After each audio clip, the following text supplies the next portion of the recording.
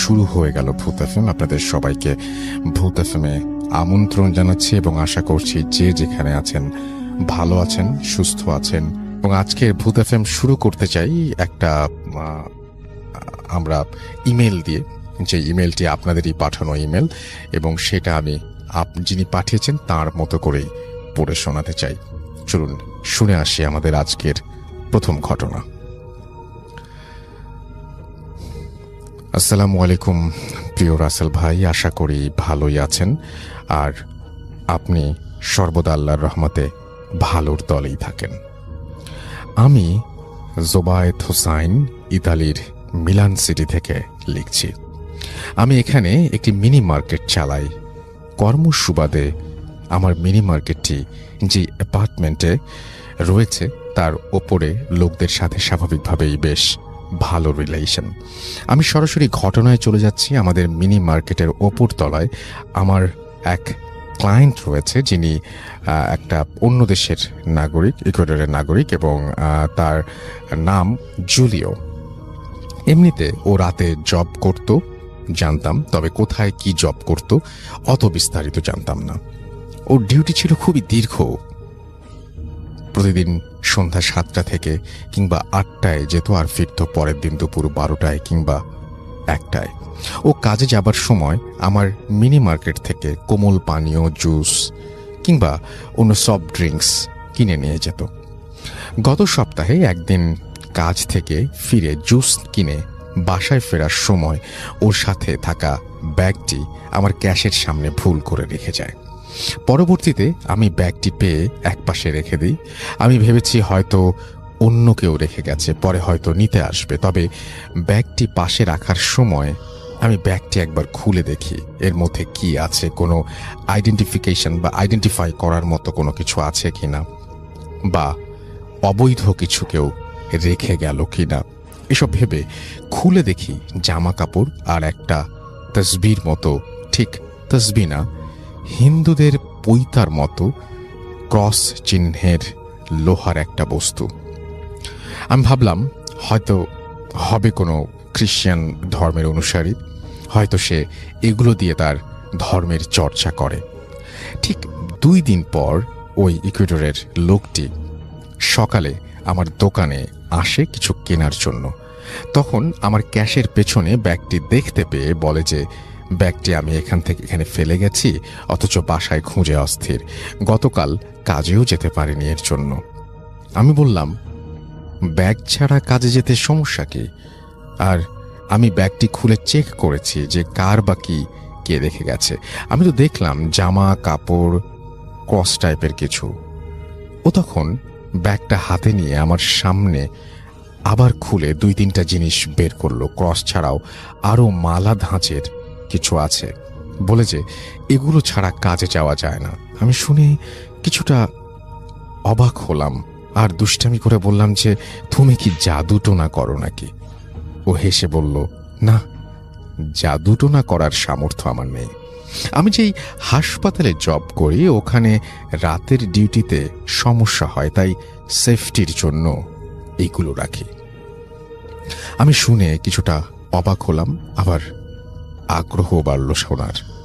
মনে মনে আপনাদের ভূত এফএমের কথা মনে পড়ল। আমি প্রায়, আপনি বলে থাকেন আমাদের আশেপাশে যাদের অভিজ্ঞতা আছে এসব ভৌতিক ঘটনার, সেগুলো আপনাদের সাথে শেয়ার করতে। ঠিক তেমনি আমি ওকে খুব করে অনুরোধ করলাম শোনানোর জন্য। ও প্রথমে বলে যে প্রাইভেসির জন্য এসব ঘটনা বাইরে বলা নিষেধ।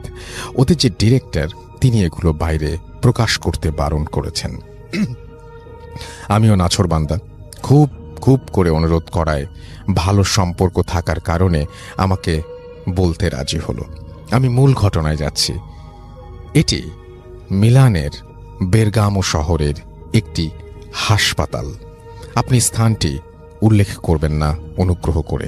আমি করে ফেলেছি কারণ আপনি আগে লিখেছেন, এই কথাটা আগে লিখতে হবে যে এটা উল্লেখ করা যাবে না, তাহলে পরের অংশটুকু উল্লেখ করতাম না। ওর ভাষ্যমতে ওই হাসপাতালে সাধারণত যারা কোমায় চলে যায় কিংবা মৃত্যুর দিনক্ষণ সন্নিকটে এসেছে, অর্থাৎ যারা ডাক্তারের চিকিৎসায় নিয়ন্ত্রণের বাইরে চলে যায়, তাদের জন্যই ব্যবস্থা। জুলিও আমায় বলল যে প্রথম প্রথম বেশ কিছুদিন কাজ খুঁজেছি, কিন্তু আমার জন্য দুষ্কর হয়ে যায়। প্রায় দীর্ঘ 7-8 মাস পর 2017 ফেব্রুয়ারির দিকে হাসপাতালে একটা জব পেয়ে আমি বেশ আনন্দিত ছিলাম। আমার কাজ ছিল রোগীদের রুমে গিয়ে চেক করা, ময়লা আবর্জনা পরিষ্কার, কোনো রোগী মারা গেলে তাকে ডোম ঘরে নিয়ে যাওয়া। আমি শুনেছিলাম যে আমার স্থানে যে কাজ করত তাকে বহিষ্কার করা হয়েছে, তবে কি কারণে হয়েছে জানতাম না। চাকরির প্রথম 2 সপ্তাহ আমার দিনের ডিউটি ছিল, তৃতীয় সপ্তাহ থেকে আমার রাতে ডিউটি পড়ে। আমার এক কলিগ রাতে আমায় বলল যে, প্রিয় লিসেনার্স, এই এপিসোডে আপনারা শুনবেন গ্রামের ভয়ঙ্কর ঘটনাগুলো। এছাড়াও আরো অনেক ঘটনা শুনতে পাবেন। শুধুমাত্র বাছাইকৃত ভয়ঙ্কর ঘটনাগুলো দিয়ে সাজানো হয়েছে আজকের এপিসোড। আপনারা যারা বাছাই করা ঘটনাগুলো শুনতে চান তারা অবশ্যই এই চ্যানেলটি সাবস্ক্রাইব করে পাশে থাকুন। আর ইতিমধ্যে যারা সাবস্ক্রাইব করেছেন তাদেরকে জানাই অসংখ্য ধন্যবাদ। এই চ্যানেলে অসংখ্য ঘটনা পাবলিশ করা আছে, আপনারা চাইলে সেই ঘটনাগুলো শুনে আসতে পারেন। আমরা প্রতিদিন রাত 10টায় এই চ্যানেলে নতুন নতুন ঘটনা পাবলিশ করি। তো চলুন আজকের ভিডিওতে যে ঘটনাগুলো শেয়ার করেছি প্রথম থেকে শেষ পর্যন্ত শুনে আসি।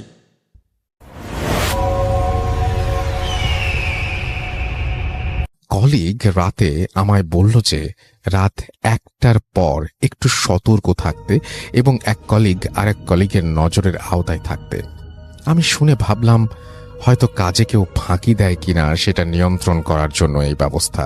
আমি মনে মনে ভাবলাম আমার যে কাজ সে আমি কেউ দখল দেখলেও করবে, আবার না দেখলেও করব। আর হাসপাতালে তো সিসি ক্যামেরা আছেই, তাই অনর্থক কোনো নজরের বিষয়টাকে আমি কেয়ার করলাম না। আমি রুম ক্লিন করে এগোচ্ছি। এমন সময় আমাদের ঝাড়ু বালতি যেখানে রাখি মনে হলো কালো জামা পরা একটা মানুষ ঢুকলো সেখানে। আমি সোজা গিয়ে ডানে মুখ ঘোরানোর সময় মনে হলো যে কেউ ঢুকেছে। আমাদের স্টাফ সকলেই আকাশি রঙের পোশাক পরা। আমি ভাবলাম যে আবছা আলোতে রাতে আকাশি রঙের পোশাক আমার কাছে কালো লেগেছে, তাই অতটা চিন্তিত ছিলাম না। আমি বাকি কাজ করতে করতে ওই রুমে প্রবেশ করলাম। হয়তো আমার ধারণা ছিল আমার কোনো কলিগকে দেখতে পাবো। আমি দরজা খুলে লাইট সুইচ টিপলাম, কিন্তু আলো জ্বলে না। কিন্তু করিডোরের আলোতে কিছুটা দেখা যায় ভেতরে, অনুমান করার মতো আলো।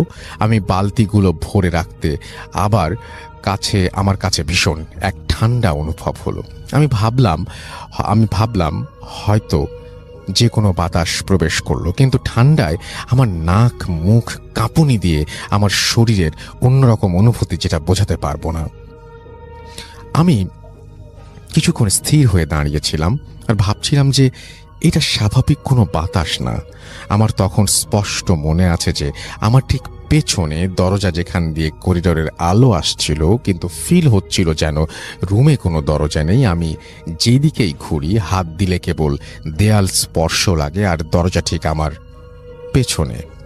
আমি প্রায় 4 দিকেই ঘুরছি, একই অবস্থা, দরজা ঠিক আমার পেছনে।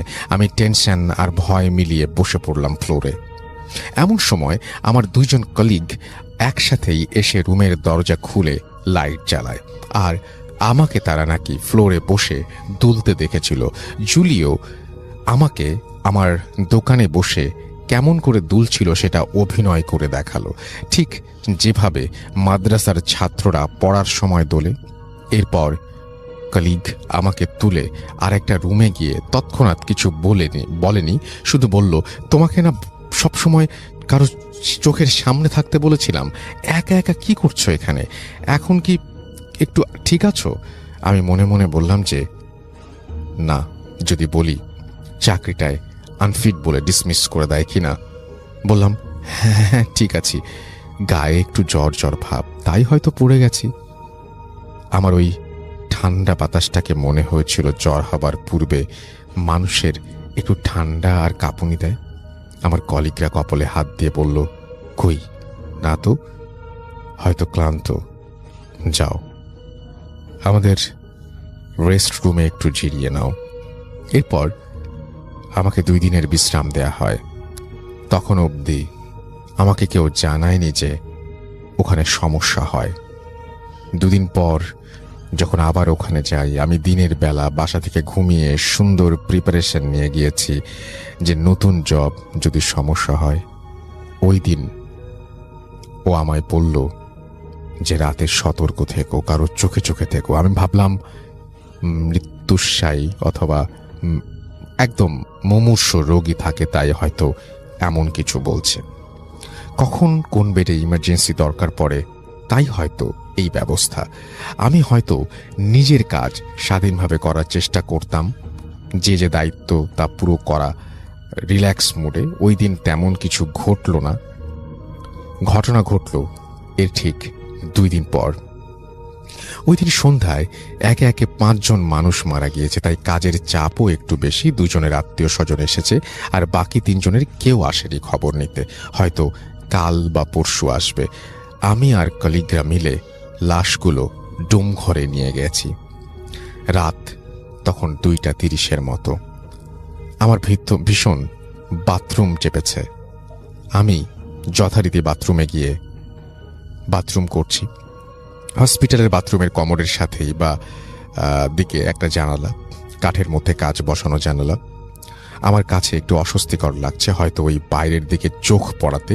বাথরুমের জানালাটা হাসপাতালের পেছনের দিকে একটা জঙ্গলের দিকে মুখ করা। আমি জুলিওকে বললাম যে হ্যাঁ, আমারও অত রাতে একা একা বাথরুমে গেলে জানালা খোলা রাখলে একটু ভয় ভয় করে, মনে হয় কেউ তাকিয়ে আছে কিংবা ভয় দেখায়। জুলিও আমার কথায় সায় দিয়ে বলল ঠিক ঠিক, আমারও এমনি মনে হয়। এরপর জুলিও বলল আমার জানালা হাত দিয়ে চেপে রেখেছি যেন না খুলে যায়। বাইরে হালকা বাতাস, তাই একটু টাইট করে বারবার খুলে যেতে চাচ্ছে। আর জানালা পুরোপুরি খোলার আগেই আমি আবার হাত দিয়ে চেপে ধরি।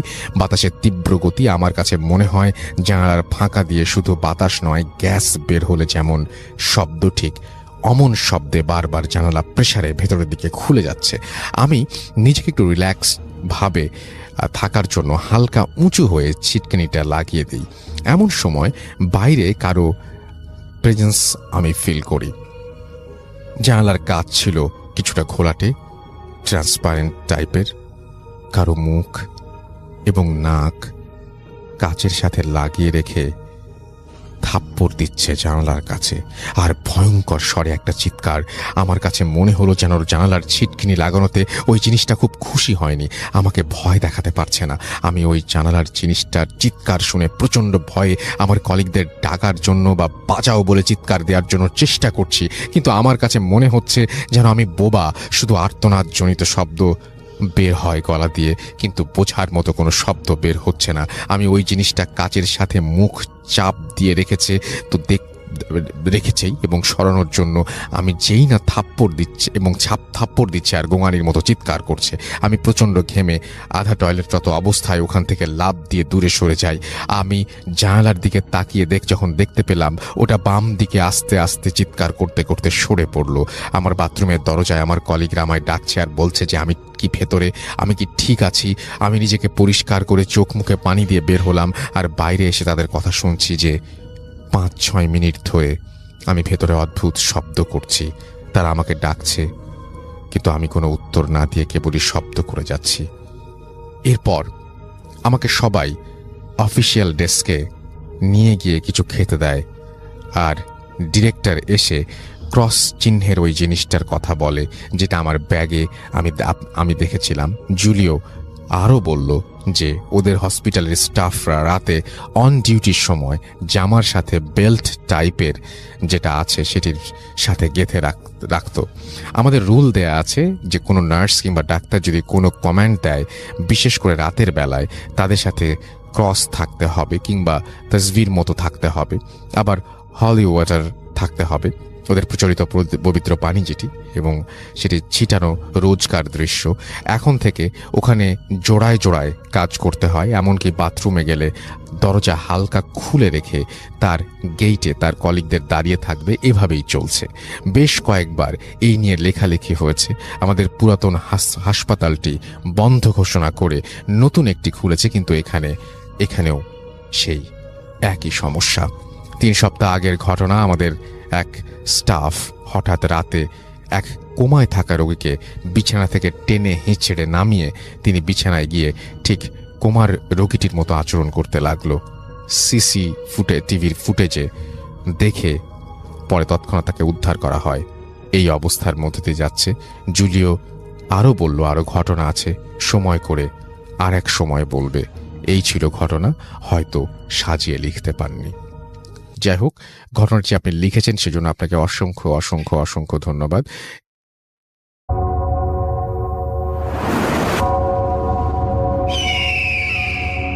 Welcome back. আপনাদের সবাইকে স্বাগত জানাই আমি রাসেল। আশা করছি আপনারা সবাই ভালো আছেন, ভালোর তলে আছেন। আমিও ভালো আছি আর ভালোর তলে আছি। চলে যাব আরও একটি ঘটনায়। যদি ভালো লাগে সাথে থাকবেন। হ্যালো লিসেনার্স, আশা করি সবাই ভালো আছেন, ভালো দলে আছেন।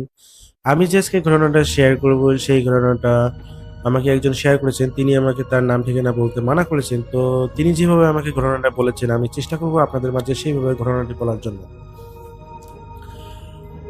ঘটনাটা ছিল 2015 সালে। এটা প্রায় আজ থেকে 10 বছর আগের ঘটনা। আমি ক্লাস 7-এ পড়ি। সুযোগ পেলেই ছোট ফুপুর বাসায় বেড়াতে যেতাম। তাই সেইবার গ্রীষ্মকালীন ছুটি পেয়ে ফুপুর বাসায় চলে যাই। শহরে থাকতাম বলে ফুপুর বাসায় আমার গ্রামের পরিবেশ খুবই ভালো লাগতো। যেহেতু গ্রীষ্মকালীন ছুটি পেয়েছি, স্কুল একটা লং টাইম বন্ধ, এই জন্য আমি গ্রামের বাসায় ফুপুর বাসায় গ্রামের বাসায় চলে যাই। ফুপুর বাসায় প্রথম দিন আমার খুব ভালোই কাটলো। সমস্যা শুরু হলো ঠিক তারপর দিন থেকে। আমি রাতে খেয়ে শুয়ে পড়েছি। হঠাৎ করে আমি মাঝরাতে শুনতে পাই বাইরে, আমার রুমে আমি যেখানে শুয়েছিলাম তার বাইরে পাশে মনে হচ্ছে কে যেন পায়ে নুপুর পরে পায়চারি করছে। প্রথমে আমার কাছে মনে হলো এটা যে হয়তো আমি ভুল শুনছি, কিন্তু যখন দেখলাম শব্দটা বন্ধ হচ্ছে না, ক্রমশ বেড়ে যাচ্ছে, মনে হচ্ছে যে আমারই হলো রুমের পাশে খুব সুন্দরভাবে পায়চারি করে স্পষ্ট বোঝা যাচ্ছে, তখন একটু ভয় পেয়ে গেলাম। এরপর আমি ফুপুকে ডেকে তুলে তাকে আমি সবকিছু বললাম। ফুপু আমার রুমে এসে শব্দটা শোনার চেষ্টা করতেছিল, এবং কিন্তু তিনি কোনো শব্দ শুনতে পাচ্ছিল না। এবং আমি ফুপুকে জিজ্ঞেস করলাম, ফুপু তুমি কি শব্দটা শুনতে পাচ্ছ? দেখো ওই এখনো সেইখানে নুপুর পায়ে পায়চারি করতেছে। তো ফুপু আমাকে বলল, আরে কই, কোনো তো আমি নুপুর পায়ের শব্দ পাচ্ছি না, দূরে তো ঝিঝি পোকার ডাক শোনা যাচ্ছে, তুই হয়তো বা ভুল শুনতেছিস, ঘুমিয়ে পড়। তো ফুপু আমাকে বুঝিয়ে চলে গেল। তো আমিও এটা আমার মনে ভুল করে ভাবলাম যে হয়তো বা আমি ভুল শুনতেছি, বা যদি নুপুরের সত্যি শব্দ হইতো তাহলে তো আমার ফুপুও শুনতো। তা আমি ভুল মনে করে আমি শুয়ে পড়লাম এবং ঘুমিয়ে গেলাম। এর পরের দিন সারাদিন খুবই ভালো কাটলো, কিন্তু সন্ধ্যা হতে না হতেই কানে আসতে লাগলো সেই নুপুরের শব্দ। তো যখন আমি রাত 10টার দিকে ঘুমাতে যাব, তখনও আমি সেই শব্দগুলো পাচ্ছিলাম এবং খুব ভয় পাচ্ছিলাম যে কি না কি ঘটে। এই জন্য আমি আজকে ফুপুকে বললাম, ফুপু তুমি আজকে আমার সাথে ঘুমাবে, আমার ভয় করতেছে। তো ফুপু রাজি হয়ে গেল, তো ঠিক আছে। তো আমি ফুপুর সাথে ঘুমিয়ে গেলাম, কিন্তু হঠাৎ করে দেখলাম যে আমি ঘুম ভেঙে গেছে এবং নুপুরের শব্দ শুনতে পাচ্ছি। তা আমি হলো সে সময় যেহেতু গরমকাল চলতেছে, আর গ্রামের বাসাগুলো তো নর্মালি জানালা খুলে সবাই রাতে ঘুমায় ডিম লাইট জ্বালিয়ে। তো আমি খুব ভয় পাইতেছিলাম যে জানালা দিয়ে তাকাবো কিনা, কিন্তু কোনোভাবেই সাহস পাচ্ছিলাম না। তো আমি ধীরে ধীরে, তাও একটু পর সাহস পেয়ে ধীরে ধীরে আমি যখন জানালার দিকে তাকালাম, জানালা দিয়ে বাইরে দেখার চেষ্টা করতেছি যে কে।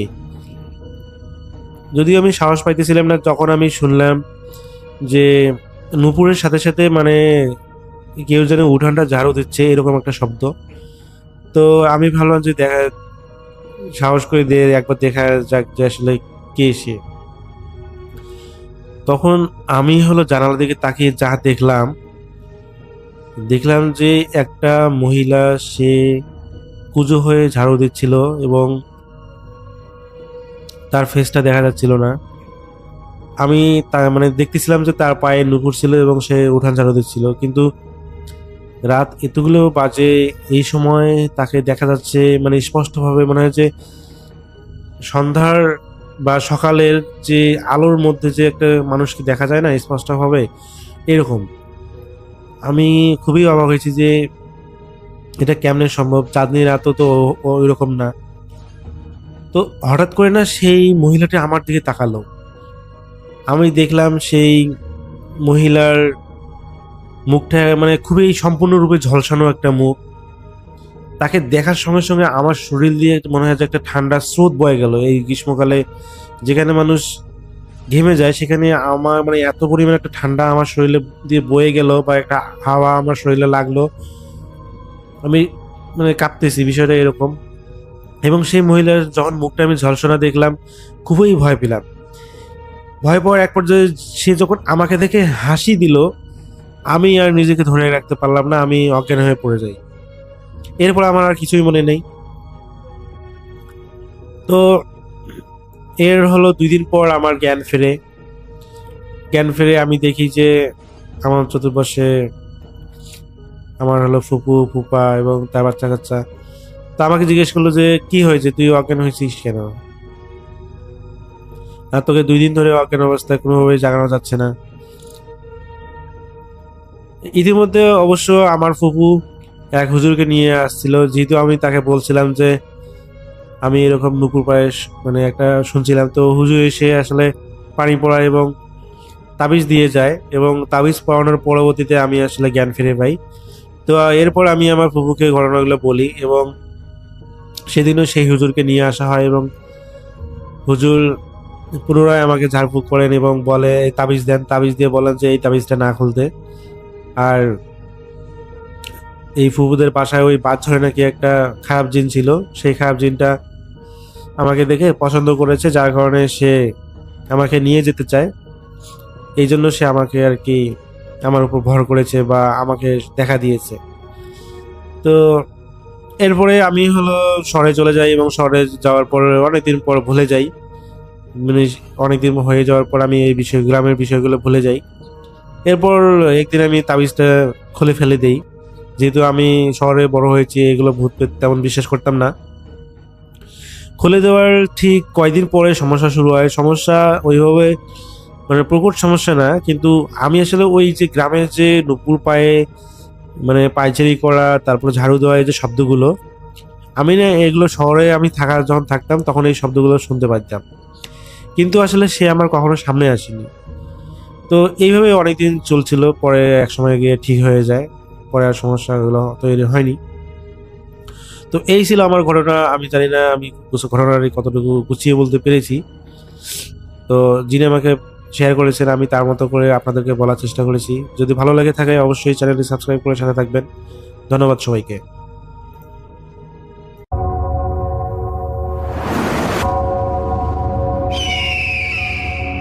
Welcome back.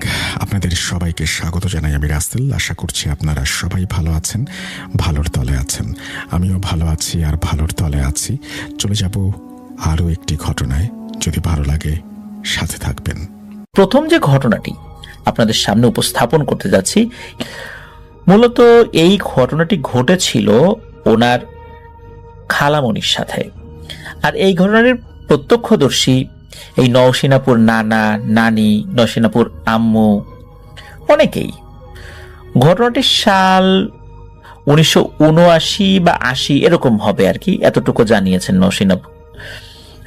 এক্সাক্ট সালটা বলা মুশকিল, তো উনি বলেছেন এরকম সাল একটা হতে পারে আনুমানিক। তো ওনার বড় খালা তখন ক্লাস 7-এ পড়েন। তখন খালার বয়স 14 কি 15 হবে। বগুড়া শহরের ঠনঠনিয়া এলাকার বটতলা নামক জায়গা থেকে কিছুটা দূরে বাড়ি ছিল তখন তাদের। তো বটতলা থেকে বাড়িতে হেঁটে যেতে বড় জোর সময় লাগতো 1 মিনিটের মতো। তখন কালী পূজার সময় ছিল। একদিন স্কুল থেকে ফেরার পথে এক প্রতিবেশীর থেকে ওই বটতলায় পূজার কথা শুনে এই খালামণি উনি চিন্তা করেছেন যে সে পুজো দেখতে আসবে। তো উনি কোন রকম খাওয়া দাওয়া বাড়ি থেকে করেই পুজোর আয়োজন দেখতে যাওয়ার জন্য তার মায়ের কাছে বায়না ধরে। এখন মেয়ে যাবে ওখানে, এই নওশিনাপুর নানুই একটু চিন্তা করছিলেন আর কি। তো যাই হোক, খুব করে বায়না ধরেছে, যদিও নিষেধ করেছিলেন যেতে, যে না এভাবে একা একা যাওয়ার দরকার নাই, কিন্তু খালা কোনো কথা না শুনে চলে যান ওই পূজার আয়োজন দেখতে। তো পূজা দেখে সেদিন বিকেল বেলা উনি অল্প সময় নিয়েছিলেন, বেশিক্ষণ সময় নেন নাই, গিয়েছেন, আবার ঠিকঠাক মতো বাড়িতে চলেও এসেছেন। কিন্তু এই খালামণি যখন বাড়িতে আসেন তখন এই নওশীন আপুর নানি খেয়াল করেন যে এই খালামণি উনি একটু খুঁড়িয়ে খুঁড়িয়ে হাঁটছেন।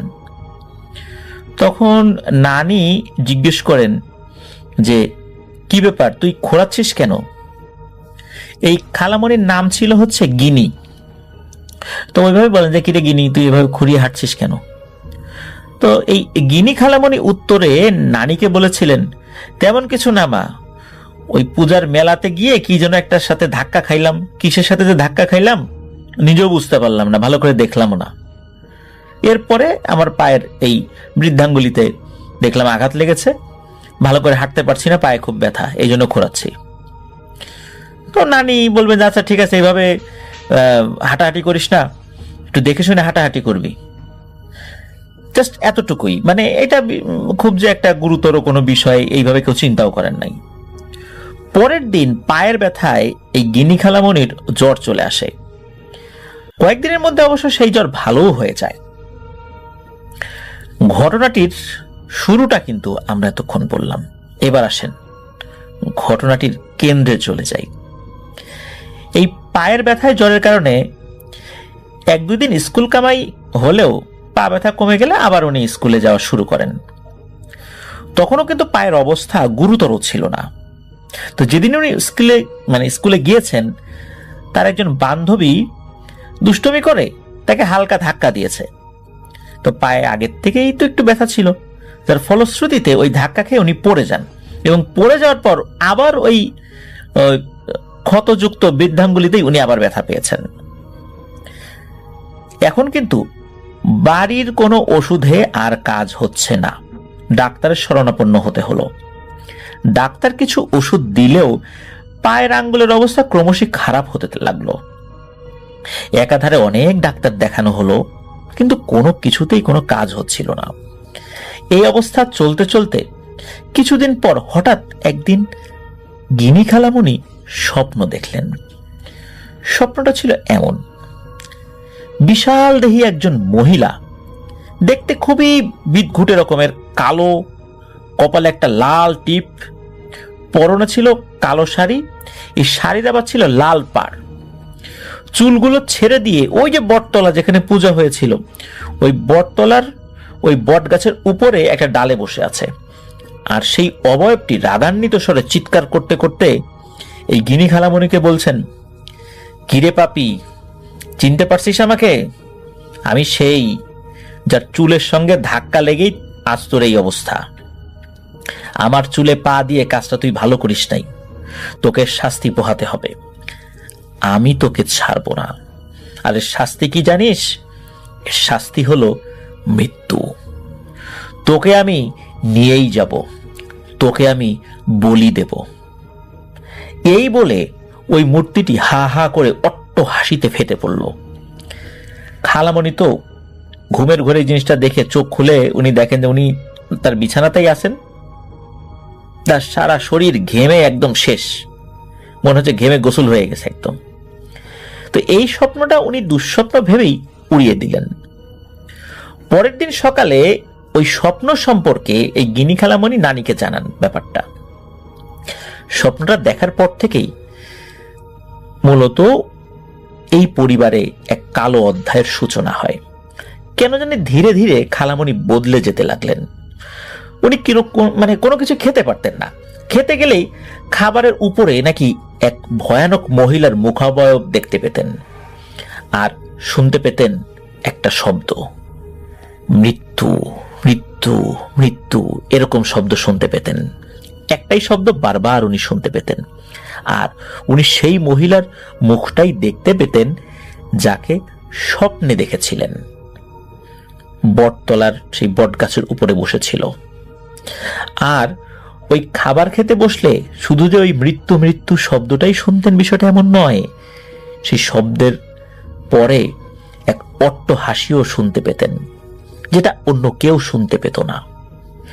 এই কারণে মূলত উনি খাবার খেতে পারতেন না। এদিকে কি হয়, ওনার যেই পায়ের আঙ্গুলে আঘাত লেগেছিল ওই আঙ্গুলে ঘায়ের সৃষ্টি হয় এবং ঘা বাড়তে বাড়তে আস্তে আস্তে হাঁটু পর্যন্ত চলে আসে। তো এগুলো দেখে আশেপাশের মানুষ এই নৌসিনাপুর নানিকে বলেন যে মেয়ের তো বাতাস লাগছে, ভালো কবিরাজ দেখাও গিনির মা। এদিকে নানিও কিন্তু সেই অনুযায়ী কবিরাজের খোঁজ করতে থাকেন। প্রথম দিন একজন কবিরাজ এসে খালামণিকে দেখেন। তো কবিরাজ যেই না খালামণির বাম হাতের কনিষ্ঠ আঙ্গুল ধরে তখনই খালামণির ভয়েস চেঞ্জ হতে থাকে। ওনার উপর সেই পিশাচটা ভর করে আর ভয়ঙ্কর শব্দে কথা বলা শুরু করে। কবিরাজ বলে, এই কে তুই? কোথা থেকে ধরেছিস সেই মেয়েকে? আর কি জন্য ধরেছিস? ওর অপরাধ কি?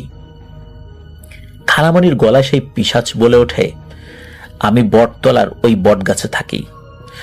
কালী পূজার দিন আমার পূজার স্থানে আমি যাব, আমি স্নান করে সবেমাত্র চুল বিছিয়েছি আর এই মেয়ে এসে আমার চুলে পা দিয়েছে।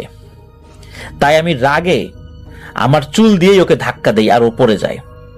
ওর শাস্তি কিন্তু এখনো হয় নাই, শাস্তি কেবল শুরু, আর ওর শাস্তি হলো মৃত্যু।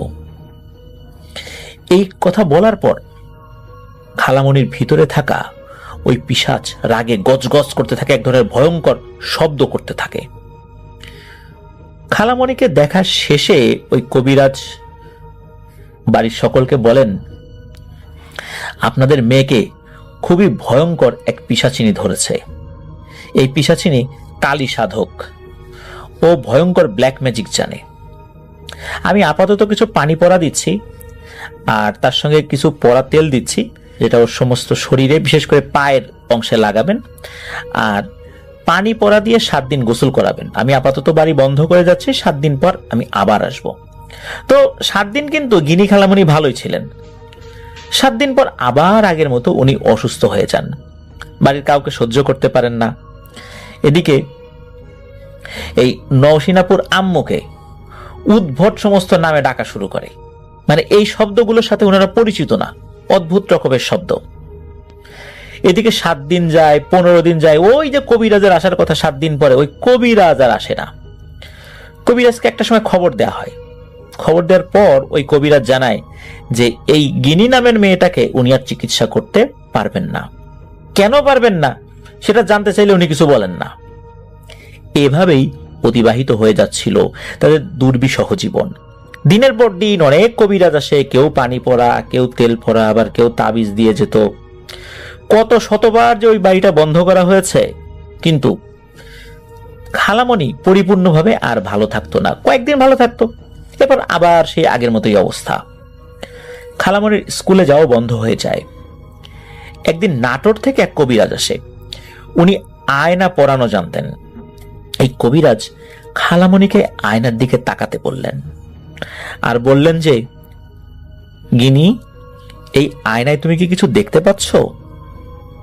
সবাইকে অবাক করে দিয়ে গিনি খালামণি বলতে লাগলেন, হ্যাঁ, আমি দেখতে পাচ্ছি। আমি দেখতে পাচ্ছি একটা কবর, আর কবরের পাশে একটা নাম ফলক আছে, সেখানে আমার নাম লেখা গিনি। কবিরাজ আবার বললেন, দেখো তো মামনি, আবার কি দেখতে পাও? গিনি খালামণি আবার সেই একই উত্তর দিল যে একটা কবর, সেই কবরে একটা নাম ফলক, নাম ফলকে আমার নাম লেখা গিনি।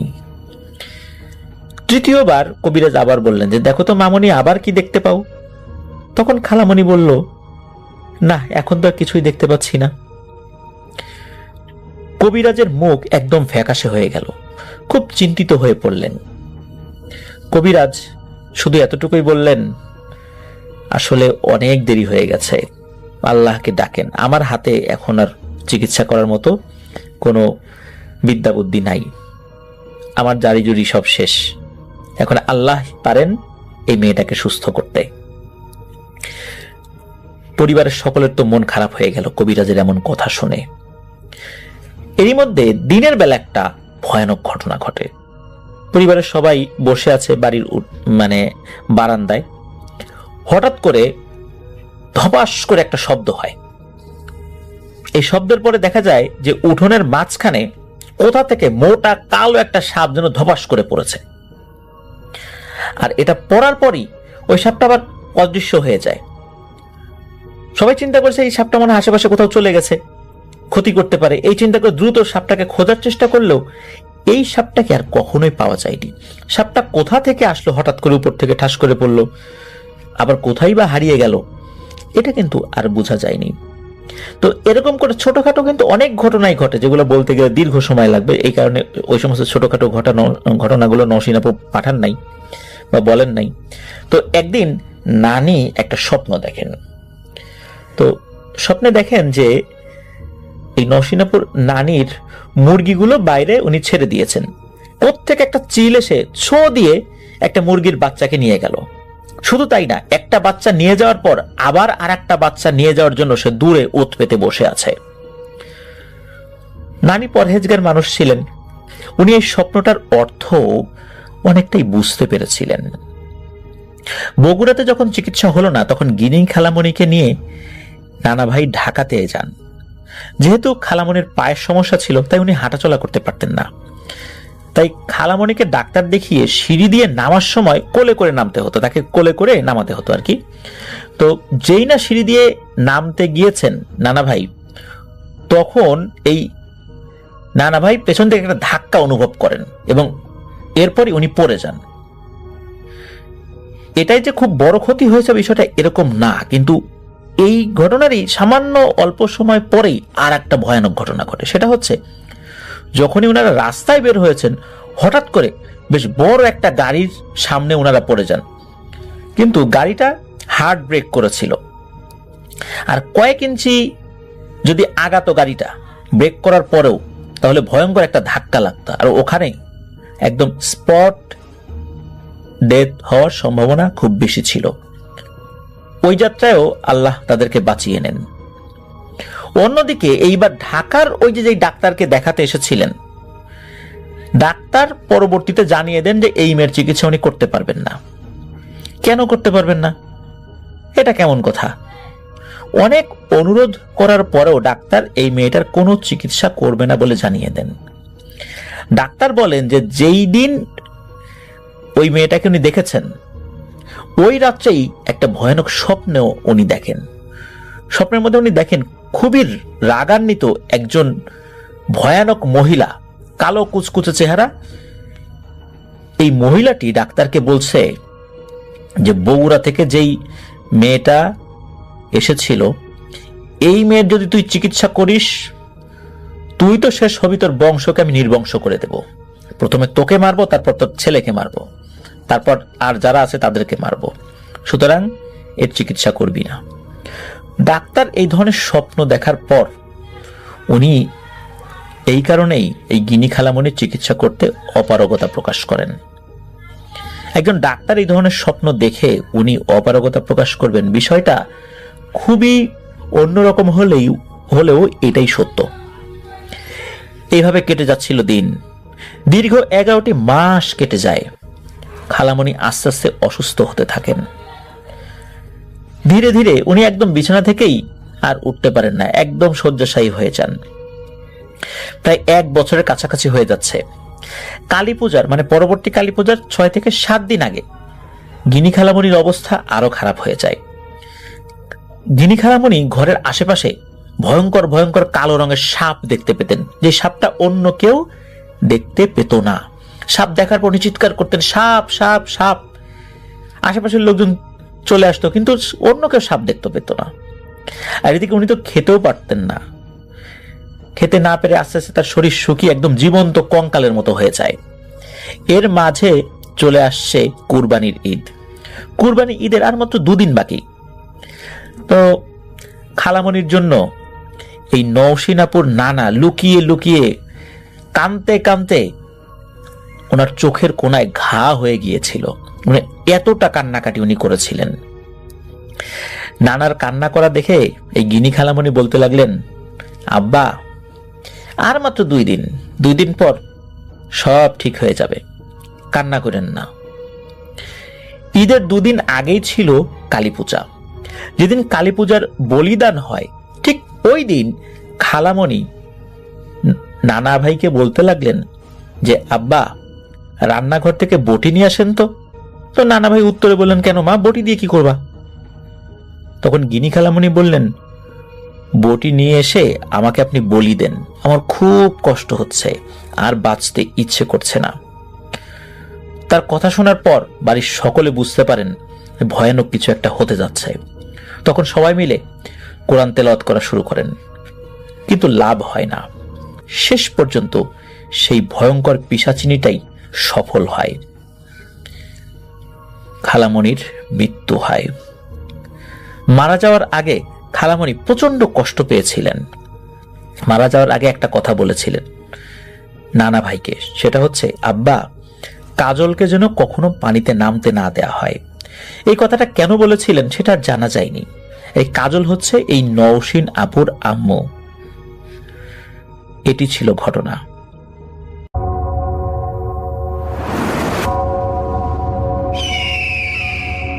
Welcome back. আপনাদের সবাইকে স্বাগত জানাই আমি রাসেল। আশা করছি আপনারা সবাই ভালো আছেন, ভালোর তলে আছেন। আমিও ভালো আছি আর ভালোর তলে আছি। চলে যাব আরও একটি ঘটনায়। যদি ভালো লাগে সাথে থাকবেন। আসসালামু আলাইকুম, আমি শাওন। আজকে আমি আপনাদের সাথে যে ঘটনাটি শেয়ার করব, এই ঘটনাটি আমাদের পাঠিয়েছেন মানিকগঞ্জের হরিরামপুর থেকে মারুফ ভাই। মারুফ ভাই আমাদের যে ঘটনাটি পাঠিয়েছেন, এই ঘটনাটি সে সময়কার যখন বাংলাদেশের বেশিরভাগ গ্রামেই কোনো বিদ্যুৎ ছিল না। এই ঘটনাটির সময়কাল 1965 বা তার কিছু আগের। এই ঘটনাটি মারুফ ভাই শুনেছেন তার নানির কাছ থেকে। আমরা সরাসরি মারুফ ভাইয়ের এই ঘটনায় চলে যাই। মারুফ ভাইয়ের নানির এলাকা ছিল এই হরিরামপুরেরই একটি গ্রামে। সেই গ্রামের অর্ধেক বর্তমানে নদীতে বিলীন হয়ে গেছে, আর বাকি অর্ধেক বর্তমানেও কোনোভাবে টিকে আছে। এটা সে সময়কার ঘটনা যখন মারুফ ভাইয়ের নানির বাবার বয়স 40 কি 45 বছর এবং মারুফ ভাইয়ের নানির বয়স 15-16 বছর। মারুফ ভাই তার নানির বাবাকে বড় বাবা বলে ডাকেন। আমরা এখানে তাকে বড় বাবা বলে সম্বোধন করব। সে সময় মানুষের যাতায়াতের একটা প্রধান মাধ্যম ছিল নদীপথ। মারুফ ভাইয়ের নানির বাবা অর্থাৎ মারুফ ভাইয়ের বড় বাবা একবার চিন্তা করেন তার এক বন্ধু আছে ফরিদপুরে, তিনি তার সেই বন্ধুর সাথে দেখা করবেন। তার বড় বাবার বন্ধুর বাড়ি ছিল ফরিদপুরের কোন একটি গ্রামে, আমরা সেই গ্রামের নামটি উল্লেখ করব না। মারুফ ভাইয়ের বড় বাবা সেদিন খুব সকালবেলায় তার পরিচিত এক মাঝিকে নিয়ে রওনা হয়ে যান ফরিদপুরের সেই গ্রামের উদ্দেশ্যে। তার ইচ্ছা ছিল তিনি আজকেই আবার ব্যাক করে চলে আসবেন। যেই কথা সেই কাজ, তিনি খুব ভোরেই তার পরিচিত এক মাঝিকে নিয়ে রওনা হয়ে যান ফরিদপুরের সেই গ্রামের উদ্দেশ্যে। প্রায় দুপুর বেলার দিকে তিনি তার সেই বন্ধুর বাড়িতে উপস্থিত হন। সেই বন্ধু মারুফ ভাইয়ের এই বড় বাবাকে দেখে খুব খুশি হয়, তাকে খুবই আদর যত্নে তার বাড়িতে নিয়ে ওঠায়। মারুফ ভাইয়ের বড় বাবার আগমন উপলক্ষে তার সেই বন্ধুর বাড়িতে বিশাল আয়োজন শুরু হয়। সে বাড়ির সবাই খুব খুশি ছিল। তারা পিঠা বানানো শুরু করে। সে সময় বাসায় অতিথি আসলে লোকজন পিঠা বানাতো, এটা এক ধরনের হয়তো তাদের সংস্কৃতির অংশ ছিল। তো সে সময় মারুফ ভাইয়ের বড় বাবা তার বন্ধুর সাথে সারাটা দিন আড্ডা দিলেন, তার পাশ ঘুরে ফিরে দেখলেন, সেই পিঠা খেলেন। এভাবে প্রায় সন্ধ্যা হয়ে গেল। মারুফ ভাইয়ের বড় বাবার ইচ্ছা ছিল না সেদিন ব্যাক করার। এতদিন পর তিনি তার বন্ধুকে পেয়েছেন, তাই তিনি আজকে আর তার বাড়িতে যেতে যাচ্ছিলেন না। কিন্তু সমস্যা বাধে অন্য জায়গায়। সেটা হচ্ছে মারুফ ভাইয়ের বড় বাবা যে মাঝিকে নিয়ে এসেছেন, সেই মাঝির আজকেই ফিরে যেতে হবে তার বাড়িতে। কারণ তার বাড়িতে তার একমাত্র স্ত্রী, যিনি সন্তান সম্ভবা, এবং সেখানে তার দেখাশোনার জন্য কেউই নেই। তাই মাঝিকে আজকে রাতের মধ্যেই ফিরে যেতে হবে। তখন মারুফ ভাইয়ের বড় বাবা চিন্তা করলেন যে তিনি যেহেতু এই মাঝিকে নিয়ে এসেছেন, তাই তার দায়িত্ব তার সাথে ফিরে যাওয়া। তিনি কোনোভাবেই এই মাঝিকে একা ছাড়তে চাচ্ছিলেন না। তাই তিনি তার বন্ধুকে এবং বন্ধুর বাড়ির সবাইকে বোঝান যে তার আসলে এখন ফিরে যাওয়াটা উচিত। তখন বন্ধুর বাড়ির লোকজন মারুফ ভাইয়ের এই বড় বাবার সাথে কিছু পিঠা একটা বাক্সে প্যাকেট করে তার সাথে দিয়ে দেয় তার বাড়িতে নিয়ে যাওয়ার জন্য। মারুফ ভাইয়ের বড় বাবা খুব খুশি হন। তিনি সেই প্যাকেটটি নিয়ে দাঁড়িয়ে কথা বলছিলেন। সেই বন্ধুর সাথে এবং বন্ধুর আত্মীয় স্বজন যারা ছিল সেখানে। তখন সে মাঝি বলে যে হুজুর, আমি তাহলে নৌকায় গিয়ে বসি, আপনি আসেন। এই কথা বলে সেই মাঝি চলে যায়। মারুফ ভাইয়ের বড় বাবা সেখানে অনেকক্ষণ কথাবার্তা বলেন। সেখানে আরেকটা ঘটনা ঘটছিল, অর্থাৎ মাঝির সাথে। মাঝি সেই নৌকায় ওঠার পর অনেকক্ষণ সে যখন অপেক্ষা করছিল, তখনও তিনি মারুফ ভাইয়ের সেই বড় বাবাকে দেখতে পাচ্ছিলেন না। তাই তিনি একটু পর পর ডাক দিচ্ছিলেন, ভাই ভাই, কোথায় আপনি? এভাবে বেশ কয়েকটা ডাক দেওয়ার পর সেই মাঝি দেখে যে মারুফের সেই বড় বাবা হেঁটে আসছেন, অর্থাৎ নৌকার দিকে এগিয়ে আসছেন, এবং তার পিছে আরেকজন লোক হেঁটে হেঁটে আসছে। মাঝি কিছু বলেন না। মারুফ ভাইয়ের বড় বাবা সেই নৌকাতে ওঠান এবং তার সাথে সেই মাঝি লক্ষ্য করে সেই লোকটাও তার নৌকাতে উঠল। মাঝি মনে করে এটা হয়তো এই মারুফ ভাইয়ের এই বড় বাবার পরিচিত লোক, তাই তিনি আর কথা বলেন না। মারুফ ভাইয়ের বড় বাবা নৌকাতে ওঠার পর তিনি তার সাথে থাকা সেই পিঠার বাক্সটা রাখেন মাঝির খুব কাছাকাছি এবং তিনি মাঝির দিকে পিঠ দিয়ে বসেন। সেই লোকটাও মারুফ ভাইয়ের বড় বাবার পাশে বসেছিল। মাঝি সবকিছু দেখছিল, কিন্তু সে মারুফ ভাইয়ের সেই বড় বাবাকে জিজ্ঞেস করেনি যে আপনার সাথে কে। তিনি এটার প্রয়োজন বোধ করেননি। এভাবে তিনি নৌকা চালাচ্ছিলেন। আর 2টা বিল পরেই তাদের গ্রাম। সেই মাঝি এবং মারুফ ভাইয়ের এই বড় বাবা তারা নিজেদের মধ্যে কথা বলছিলেন, কিন্তু সেই অপরিচিত লোকটি কোনো কথাই বলছিল না। তাই এক পর্যায়ে মাঝি জিজ্ঞেস করেন সেই অপরিচিত লোকটিকে যে ভাই, আপনি তো কোনো কথাই বলছেন না, কোনো সমস্যা?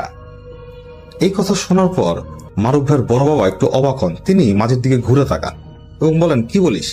আমি তো তোর সাথে কথা বলছি, এতক্ষণ তো বকবক করলাম। তখন মাঝি বলে, আপনার কথা না, আপনার সাথে যে এসেছে তার কথা বলছি।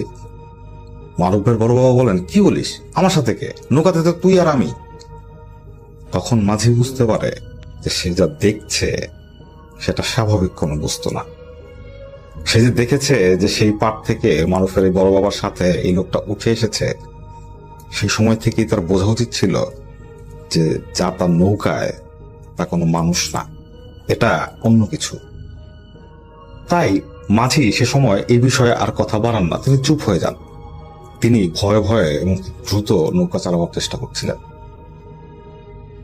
এবং মারুফের বড় বাবা বেশ কয়েকবার জিজ্ঞেস করার পরও মাঝি আসলে কোনো কথা বলেনি। এক পর্যায়ে তারা চলে আসে তাদের গন্তব্যস্থলে, অর্থাৎ মারুফদের সেই নানির বাড়ির কাছেই। তখন মারুফ ভাইয়ের বড় বাবা যখন তার সেই পিঠার বাক্সটা হাতে করে ওঠালেন নেমে যাওয়ার উদ্দেশ্যে, তখন তিনি দেখলেন যে বাক্সটা খালি। তিনি একটু অবাক হন। তিনি সেই মাঝিকে জিজ্ঞেস করেন, কিরে, তুই কি পিঠা খেয়েছিস? তখন সেই মাঝি অবাক হয়ে যায়। সে বলে, না, আমি কোনো পিঠা খাইনি। কিন্তু মারুফের বড় বাবার বিশ্বাস হয় না। তিনি এটা চিন্তাই করে নেন যে এই মাঝি খেয়েছে এবং মিথ্যা বলছে। তাই তিনি একটু রাগ করেই সেই নৌকা থেকে নেমে যান। মাঝি ধারণা করেছিল যে মারুফ ভাইয়ের এই বড় বাবা নেমে যাওয়ার সাথে সাথে তার সাথে যে এসেছিল সেও নেমে যাবে, কিন্তু তাকে অবাক করে দিয়ে সেই অশরীরীটা নৌকায় থেকে যায়। মাঝি ভয়ে কোনো শব্দ করতে পারছিল না। সে চিন্তা করতে থাকে যে তার বাসা এখান থেকে 5 মিনিটের দূরত্বে, অর্থাৎ তার বাসা যে জায়গায় সেই ঘাটে যেতে তার 5 মিনিট লাগবে। তখন সে মাঝি খুব দ্রুত তার নৌকাটা তার বাসার দিকে নিয়ে যায়। 5 মিনিটের ভেতরেই সে মাঝি চলে আসে তার বাসার ঘাটের কাছে। তখন সে মাঝি ধীরে ধীরে সেই নৌকাকে পারে বাঁধে এবং পেছনে ঘুরে তাকায় এবং সে দেখে সেই অপরিচিত লোকটা কোথাও নেই। মাঝি এই লোকটার চেহারা খুব ভালোভাবে দেখতে পারেনি। পুরো চেহারাটাই ছিল তার কাছে অস্পষ্ট। একটা কাপড় দিয়ে তিনি তার মাথা ঢেকে রেখেছিলেন। মাঝি আর কোনো কথা বলে না। সে বুঝতে পারে যে তার সাথে খারাপ কিছু ঘটেছে আজকে রাতে। তাই সে দ্রুত তার বাড়ির উদ্দেশ্যে হাঁটা দেয়।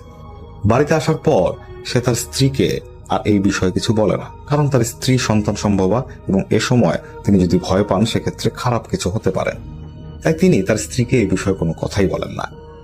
তিনি বাসায় এসে গোসল করলেন এবং গোসল করার পর তিনি তার হারিকেনটা নিয়ে আবার বের হন, এটা দেখার উদ্দেশ্যে যে সেই লোকটা আশেপাশে আছে কিনা। তিনি হারিকেন নিয়ে তিনি যেখানে নৌকা বেঁধে রেখেছিলেন সে জায়গায় যান, কিন্তু তিনি সেখানে গিয়ে কাউকে খুঁজে পান না। তিনি তার বাসায় চলে আসেন, খাওয়া দাওয়া করে তিনি রাতে ঘুম দেন। রাত 3টা কি 3:30টার দিকে তিনি ঘুম থেকে উঠে বাথরুমে যান। বাথরুম থেকে আসার পর তিনি যখন ঘরে ঢোকেন তখন তিনি যা দেখেন তা দেখে তিনি স্তব্ধ হয়ে যান। তিনি দেখেন তার ঘরের মেঝেতে একটা উলঙ্গ লোক বসে আছে, তার দিকে পিঠ দিয়ে সে বসেছিল। সে মাঝি যখন তার ঘরে প্রবেশ করে এবং সে শব্দে সেই উলঙ্গ লোকটা তার দিকে ঘুরে তাকায় এবং মাঝি এই লোকটিকে দেখে বুঝতে পারে এই লোকটি সেই লোক যে তার নৌকায় ছিল। এই প্রথম মাঝি এই লোকটার চেহারা দেখে, খুব বিভৎস একটা চেহারা, এবং সেই অবয়বটা সেই বিভৎস চেহারা নিয়ে তার দিকে তাকিয়ে একটা হাসি দেয়। মাঝি এটা দেখে চিৎকার করতে যায়, কিন্তু তার মুখ দিয়ে কোনো শব্দ বের হয় না। মাঝি দেখতে পায় তার সামনে যে উলঙ্গ লোকটা বসে আছে তার শরীরে ছোপ ছোপ লাল লাল দাগ এবং তার পুরো শরীরে বিভিন্ন গোটায় ভর্তি, এবং তার শরীরের মাংস হয়তো পচা শুরু করেছে। তিনি দাঁড়িয়ে থেকে সেই পচা মাংসের গন্ধ পাচ্ছেন। তিনি দেখতে পান সেই উলঙ্গ লোকটা তার দিকে এগিয়ে আসছে। ঠিক তখনই তিনি আর নিজেকে ধরে রাখতে পারেন না, তিনি একটা চিৎকার দিয়ে অজ্ঞান হয়ে পড়ে যান। মাঝির এই চিৎকারে মাঝির স্ত্রীর ঘুম ভাঙে। তিনি ঘুম ভেঙে দেখতে পান তার স্বামী মেঝেতে পড়ে আছে। তখন তিনি আশেপাশের লোকজনকে ডাক দেন, ডাক দেওয়ার পর সবাই আসে। এক পর্যায়ে সেই মাঝিকে সুস্থ করা হয়। সুস্থ হওয়ার পর সে মাঝি সবাইকে এই ঘটনা খুলে বলে, এবং এরপর থেকেই মাঝির শরীর অসম্ভব খারাপ হওয়া শুরু করে এবং সবাই অবাক হয়ে লক্ষ্য করে যে মাঝির শরীরে গোটা গোটা লাল লাল কিছু বস্তু দেখা যাচ্ছে। খুব শীঘ্রই সেগুলো পচতে শুরু করল। এই মাঝির সারাদিনই নাকে পচা মাংসের গন্ধ লাগতে থাকতই। সে যেদিকেই যেত সেই পচা মাংসের গন্ধ পেত। কিছুদিন পর তার শরীর যখন পচা শুরু করে তখন আশেপাশের সবাই এই গন্ধ পাওয়া শুরু করে। মাঝির স্ত্রী বুঝতে পারছিল না সে তার স্বামীকে নিয়ে কি করবে। তখন সেই মাঝি সেই উলঙ্গ লোককে বিভিন্ন সময় দেখতে পেত। মারুফ ভাইয়ের বড় বাবা মাঝির এই কাহিনী জানতেন এবং তিনি মনে মনে নিজেকে একটু দোষারোপ করতেন, কারণ তিনি যদি মাঝিকে নিয়ে না যেতেন তাহলে হয়তো এই মাঝি সমস্যায় পড়তো না। তাই তিনি প্রায় মাঝির খোঁজ খবর নিতেন। মারুফের এই বড় বাবাই একদিন এক হুজুরকে নিয়ে আসেন। সেই হুজুর সেই মাঝিকে দেখে এবং দেখে তিনি কিছু পড়া পানি দেন এবং তাকে বড়ইয়ের পাতা এবং ডালিম পাতা দিয়ে গোসল করাতে বলেন এবং কিছু আমল বলে যান। এভাবে 3-4 দিন চলতে থাকে, কিন্তু সেই মাঝির সমস্যার কোনো সমাধান হচ্ছিল না। তার শরীরে বিভিন্ন জায়গায় ফোড়া বের হওয়া শুরু করলো এবং সেগুলো পচে দুর্গন্ধ ছড়ানো শুরু করলো। সেই মাঝির বাড়ির চারপাশে কোনো মানুষ সহজে যেতে পারত না সেই পচা মাংসের গন্ধে। সে মাঝির স্ত্রী খুব কষ্টে তার স্বামীর সাথে ছিল। একদিন রাত 3টা কি 3:30টার দিকে সেই মাঝির স্ত্রীর ঘুম ভেঙে যায় তার স্বামীর বঙ্গানির আওয়াজে। মাঝির স্ত্রী যখন ঘুম ভেঙে দেখে তখন সে দেখতে পায় যে তার স্বামী মুখ দিয়ে অদ্ভুত ধরনের শব্দ করছে এবং তার চোখগুলো বড় বড় হয়ে আছে এবং সে সামনের দিকে কিছু একটা দেখছে এবং সে যা দেখছে তা দেখতে অবশ্যই খুবই ভয়ানক।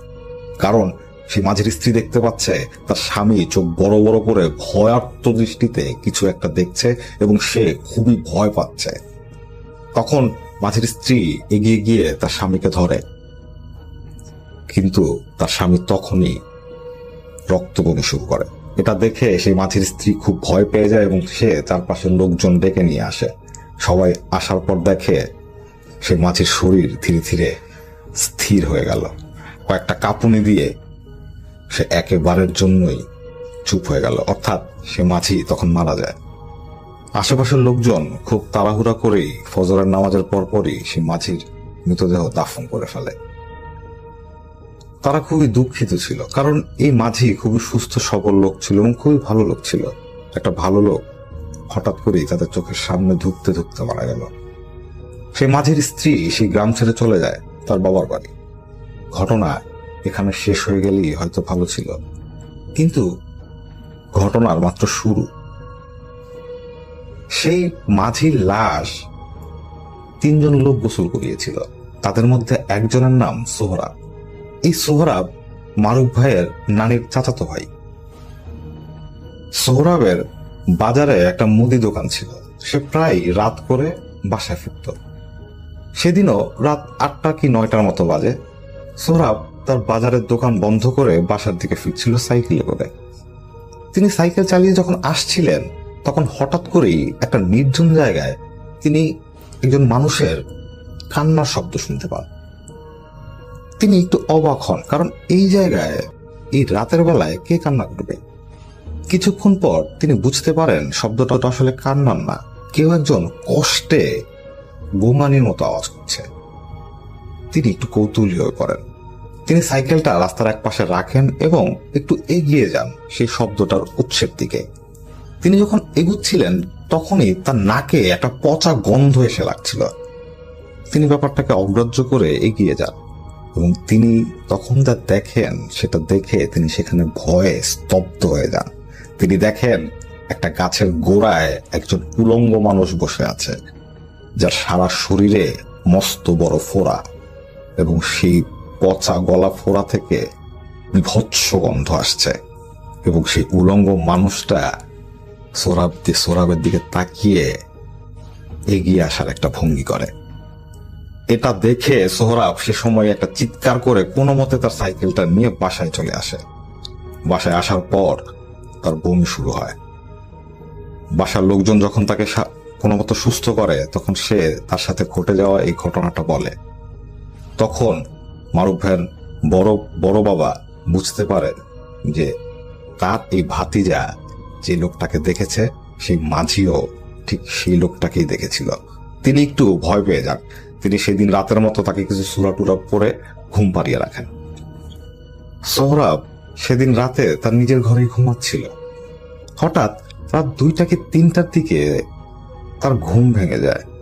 ঘুমের মধ্যেই তার মনে হচ্ছিল কেউ একজন তার শরীরে হাত বোলাচ্ছে, খুব ধীরে ধীরে। অনেকক্ষণ ব্যাপারটা ইগনোর করার পর এক পর্যায়ে তার ঘুম যখন ভাঙে এবং সে যখন তার চোখ খুলে তাকায়, সে তার জীবনের সব থেকে ভয়াবহ দৃশ্যটা তার চোখের সামনে ঘটতে দেখে।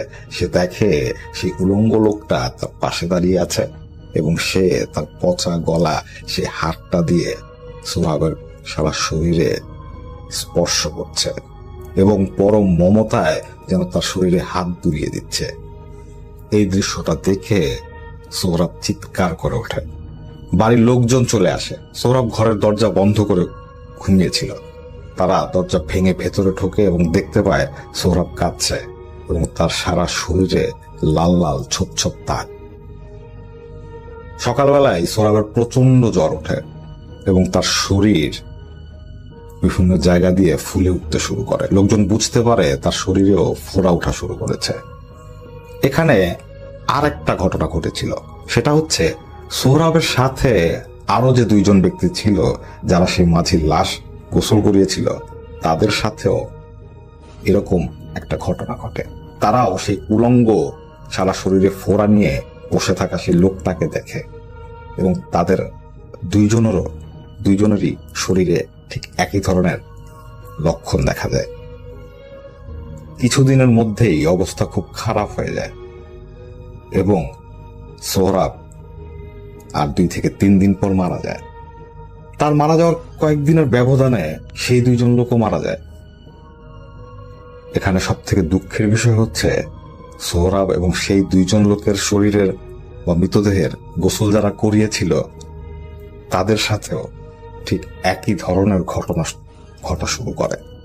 গ্রামের প্রায় প্রত্যেকটা লোক এই উলঙ্গ ভয়াবহ অবয়বটাকে তাদের গ্রামের বিভিন্ন জায়গায় দেখতে পায় এবং যারাই দেখতে পায় তারাই এই ভয়ানক রোগে কষ্টে ভুগে মারা যায়। পুরো গ্রামে একটা আতঙ্ক ছড়িয়ে পড়েছিল। সেই গ্রামের লোকজন তাদের জীবন নিয়ে খুবই শঙ্কিত ছিল। তারা জানতো না যে আগামীকাল ঘুম থেকে ওঠার পর তারা সেই অবয়বটিকে দেখবে কিনা, বা আজকে রাতে ঘুমাতে যাওয়ার আগে সেই অবয়বটিকে তারা দেখবে কিনা, বা তারা ঘুম ভেঙে তাদের ঘরের ভেতর সেই অবয়বটিকে দেখবে কিনা। এই ধরনের একটা অবর্ণনীয় আতঙ্ক নিয়ে সেই গ্রামের লোকজন দিন কাটাচ্ছিল এবং তাদের প্রিয়জনরা মারা যাচ্ছিল, এবং তারা যেভাবে মারা যাচ্ছিল তা কেউই সহ্য করতে পারত না। গ্রামের লোকজন ততদিনে বুঝে গিয়েছিল যে এটা কোনো অশরীরের কাজ, তাই তারা বিভিন্ন কবিরাজ, তান্ত্রিক এদের খোঁজ করছিল। কিন্তু হ্যালো লিসেনার্স, আশা করি ঘটনাগুলো আপনাদের ভালো লেগেছে। আমি চেষ্টা করেছি বাছাই করে ঘটনাগুলো আপনাদের মাঝে শেয়ার করার। আমি প্রতিদিনই ঘটনাগুলো বাছাই করে আপনাদের মাঝে একটি করে এপিসোড শেয়ার করার চেষ্টা করি। যদি আমার ঘটনাগুলো একটু ভালো লাগে তাহলে অবশ্যই এই চ্যানেলটি সাবস্ক্রাইব করবেন।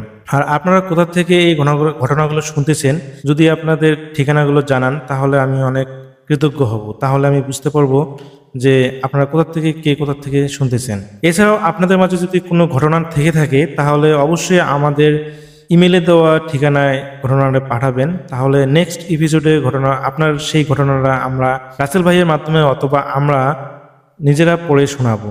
তো ভালো থাকবেন, সুস্থ থাকবেন, এই প্রত্যাশায় আজকের মতো বিদায় নিচ্ছি। আল্লাহ হাফেজ। এদের খোঁজ করছিল, কিন্তু কেউই আসলে কোনো ধরনের সমস্যার সমাধান দিতে পারেনি। একবার তারা একজন হুজুরের সন্ধান পায় টাঙ্গাইল। মারুফ ভাইয়ের এই বড় বাবা সাথে আরো কয়েকজন মানুষকে নিয়ে চলে যান টাঙ্গাইল সেই হুজুরকে আনার উদ্দেশ্যে, কিন্তু তারা সেখানে গিয়ে সেই হুজুরকে পান না। পুরো গ্রাম আতঙ্কিত ছিল, তারা কোনোভাবে এই অভিশাপ থেকে মুক্তি যাচ্ছিল। এভাবে আবার বর্ষাকাল চলে আসে। ঠিক তখনই মারুফ ভাইয়ের এই বড় বাবা এক হুজুরের সন্ধান পান। সেই হুজুরের বাড়ি হচ্ছে চিটাগাং। মারুফ ভাইয়ের বড় বাবা চিন্তা করেন তিনি এই হুজুরকে নিয়ে আসবেন। তিনি অনেক কষ্ট করে সেই হুজুরের সাথে যোগাযোগ করেন এবং সেই হুজুরকে সেই গ্রামে নিয়ে আসেন। সেই হুজুর একা আসেনি, সে হুজুর তার সাথে আরো 6-7 জন শিষ্যকে নিয়ে এসেছিল। মারুফ ভাইয়ের বড় বাবা যখন সে কবিরাজকে সে গ্রামের দিকে নিয়ে আসছিলেন তখন সকাল 10টা কি 11টার মতো বাজে। সে হুজুর যখন গ্রাম সীমানায় পা দিল তখন হঠাৎ করেই সে হুজুর থমকে যান এবং তিনি একটু বিচলিত ভঙ্গিতে সামনে তাকিয়ে থাকেন। কিছুক্ষণ পর তিনি মারুফ ভাইয়ের বড় বাবাকে বলেন যে আপনাদের গ্রামে তো খুব ভয়াবহ বিপদ, এই বিপদ কিভাবে জোটালেন? লোকজন যে এখনো বেঁচে আছে এটাই তো আল্লাহর কুদরত। এই কথা শুনে মারুফ ভাইয়ের বড় বাবা ভয় পেয়ে যান। তিনি হুজুরকে খুব দ্রুত সেই গ্রামের ভেতর নিয়ে আসেন এবং সে হুজুর ঠিক করেন যে তিনি এই মারুফ ভাইয়ের বড় বাবার বাড়িতেই উঠবেন। সেখানে বসেই তিনি এই সমস্যার একটা সমাধান দেওয়ার চেষ্টা করবেন। সেই কবিরাজ মারুফ ভাইয়ের বড় বাবাকে কিছু সামগ্রীর ব্যবস্থা করতে বলেন। তার মধ্যে ছিল লাল কাপড়, মাটির হাড়ি, সিঁদুর, বিভিন্ন গাছগাছরা এবং একটা আয়না। সে কবিরাজ মারুফ ভাইয়ের বড় বাবাকে আরো সংগ্রহ করতে বলেন 7 ঘাটের পানি। এটা লাগবেই, এবং এই পানি সংগ্রহ করার সময় অর্থাৎ যে এই পানি সংগ্রহ করতে যাবে সে হয়তো বিভিন্ন জিনিস দেখে ভয় পেতে পারে। কবিরাজ বলে দেন যে এসব জিনিস কোনো কিছুই বাস্তব না, শুধুমাত্র তাকে ভয় দেখাবার জন্য। ভয় পাওয়া যাবে কিন্তু ভয় পেয়ে সে পানি ফেলে আসা যাবে না, সে পানি নিয়ে আসতে হবে।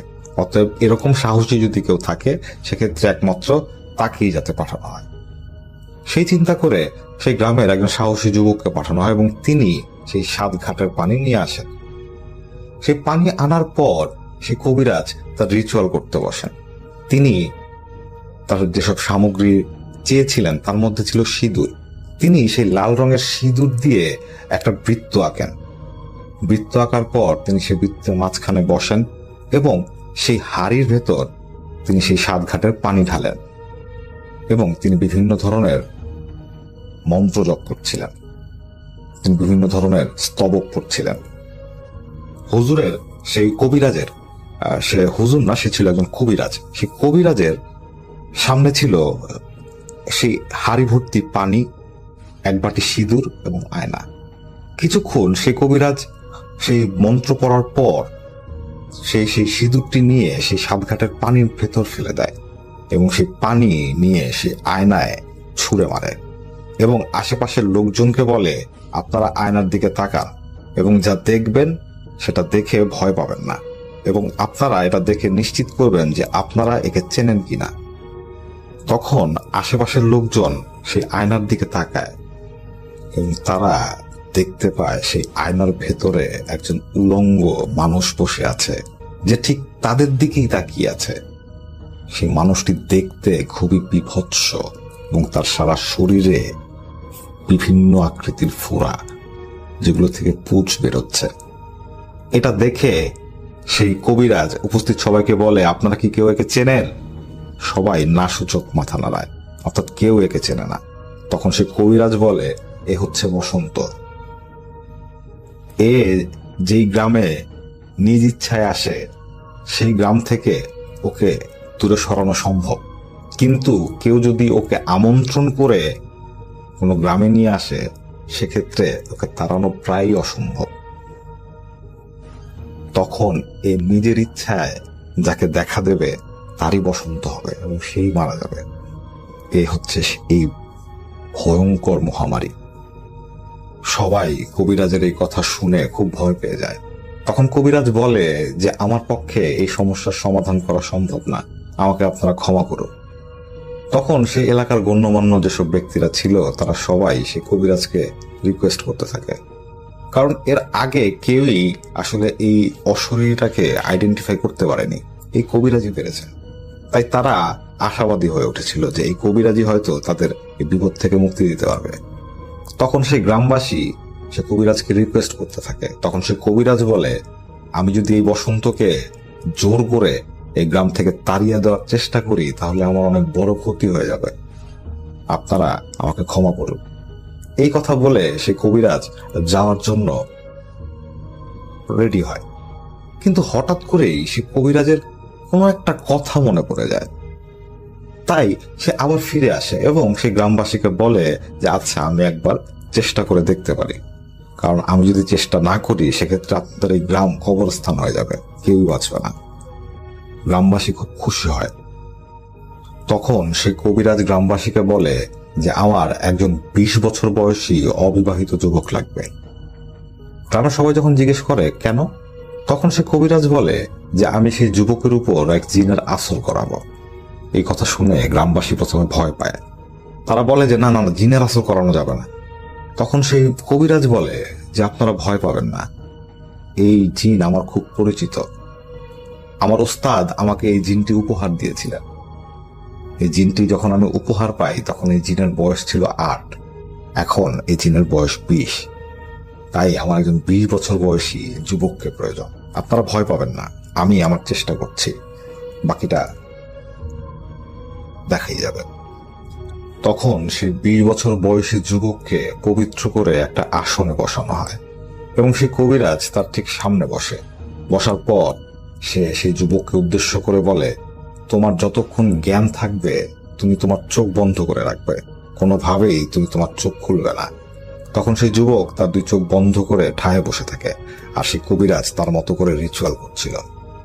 এক পর্যায়ে উপস্থিত সবাই দেখতে পায় সেই 20 বছর বয়সী যুবক একটা আলাদা কণ্ঠে সালাম জানাচ্ছে, আসসালামু আলাইকুম।